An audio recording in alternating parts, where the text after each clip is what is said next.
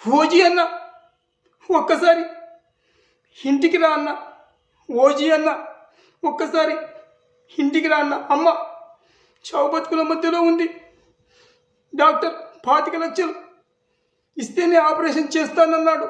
నేను నా కిడ్నీలు అమ్మేసి డబ్బులు తీసుకుని వద్దామనుకున్నాను. కానీ ఈ టైంలో ఎవరు కిడ్నీలు తీసుకోవడం లేదు.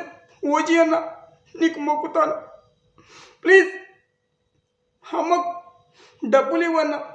నేను కిడ్నీలు అమ్మేశాక నీకు డబ్బులు తిరిగి ఇచ్చేస్తానన్నా, తిరిగి ఇచ్చేస్తాను. నాపై నమ్మకం ఉంచన్నా.